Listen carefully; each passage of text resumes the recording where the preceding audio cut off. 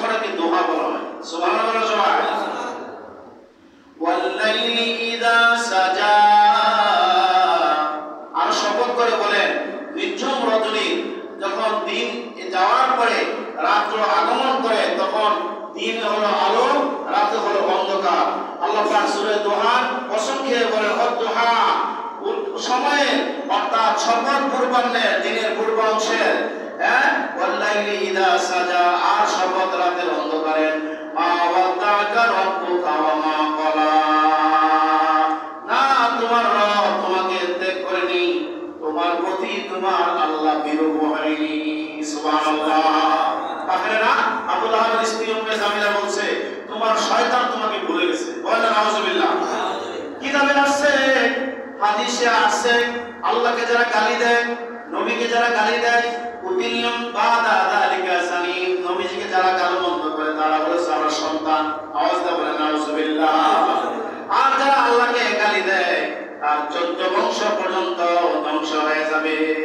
সুবহানাল্লাহ। আল্লাহকে যারা গালি দেয় তার 14 বংশ পর্যন্ত কি হয়ে যাবে? ধ্বংস হয়ে যাবে। মানে আল্লাহ গজব তার থেকে রাগটা যাবে না। আওয়াজ দিয়ে বলেন আল্লাহু আকবার।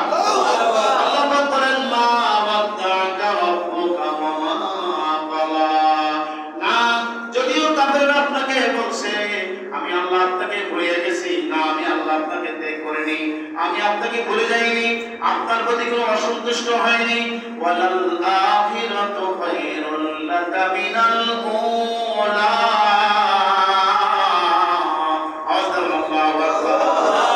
আল্লাহ পাক বলেন নবী অল্প সময়ের জন্য আপনি কষ্ট করেন দুনিয়ায়, আর আমি আল্লাহ তাআলা আপনার জন্য অনাদি অনন্তকাল রাখছি আখিরাত, সেই আখিরাতকে আপনি প্রাধান্য দেন, আর দুনিয়ার চাইতে আখিরাতকে আপনি মূল্যবান মনে করেন। সুবহানাল্লাহ।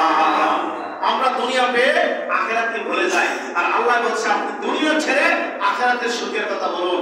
ওই যে সামনে আখিরাত, এই দুনিয়ার শুরু আছে শেষও আছে, কিন্তু আখিরাতের শুরু আছে শেষ হবে না। কখন শেষ হবে একমাত্র আল্লাহ ছাড়া আর কেউ জানে না। সুবহানাল্লাহ।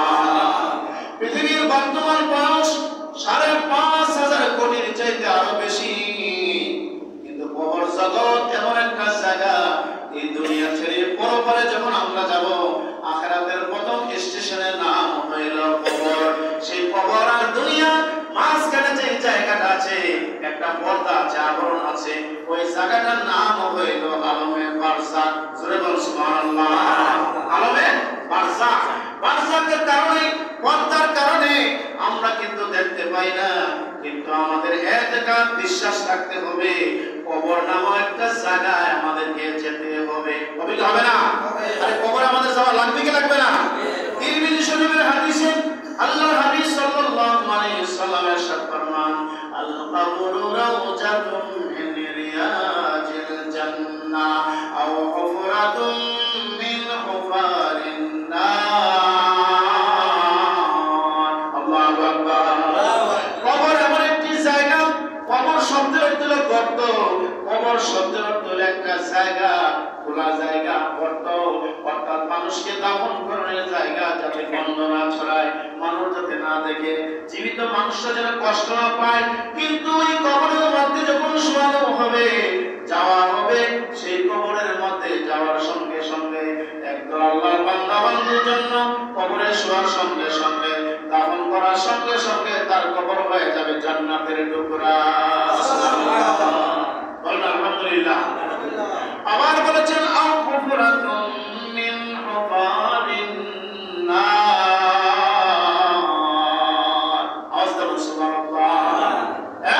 আবার বলা হচ্ছে কবর হবে কার জন্য? একটা অন্ধকার কুণ্ডলী, আগুনের একটা গর্ত, কারোর জন্য হবে জান্নাতের বাগান, কারোর জন্য হবে আগুনের গর্ত, কারোর জন্য হবে বালাখানা, কারোর জন্য হবে জান্নাতের বিছানা, আর কারোর জন্য হবে দুঃখের জায়গা। ঠিক না বেটি? তাই আল্লাহ পাক বলেন ও হাবিব আমি আপনাকে ভুলিনি, আমি আপনাকে ত্যাগ করিনি।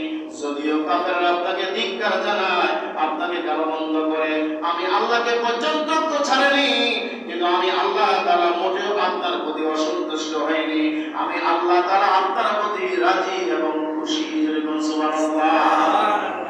আল্লাহ আল্লাহ কি আল্লাহর হাবিবের প্রতি সন্তুষ্ট না অসন্তুষ্ট? সন্তুষ্ট। যার কারণে আল্লাহ পাক तमाम জাহান আল্লাহ পাক তৈরি করেছেন, যাকে না বানাইলে আসমান জমিন গ্রহ নক্ষত্র চন্দ্র সূর্য সাত আসমান সাত জমিন জান্নাত জাহান্নাম আমার আল্লাহ কোনো কিছু বানাইতেন না। লাউলা কালামা খালাকুল আফলাক, হাদিসে কুদসিতে আল্লাহ পাক বলেন, আমি যদি আপনাকে বানানোর উদ্দেশ্য না থাকতো, না আসমান না জমিন কোনো কিছুই বানাইতাম না, সব কিছু আমি আল্লাহ অন্ধকার বানায়া বানায়া রাখতাম। ঠিক না বেরি दुनिया आपका लिए, आखिरत आपका लिए, वही जन्नत आपके लिए। दुनिया बनाइला आपनार जन्नो, आखिरत आपनार जन्नो। दुनिया तो आपनाके बानाइছি সাইয়্যিদুল আম্বিয়া সমস্ত নবীদের সরদার। সুবহানাল্লাহ। আখিরাত তো আপনাকে বানানো সমস্ত নবীদের চাইতে আপনাকে আগে আপনার কাছে জান্নাতের চাবি থাকবে। আপনি যতক্ষণ জান্নাতে না যাইবেন, আপনার উম্মত জান্নাতে না যাবে, ততক্ষণ পর্যন্ত কেউ জান্নাতে যাওয়ার কোনো অনুমতি নাই। সুবহানাল্লাহ। কথা কি ঠিক না বেরি? ওই নবীর উম্মত আমরা। সম্মানিত উপস্থিতি, আল্লাহ পাক আরো বলেন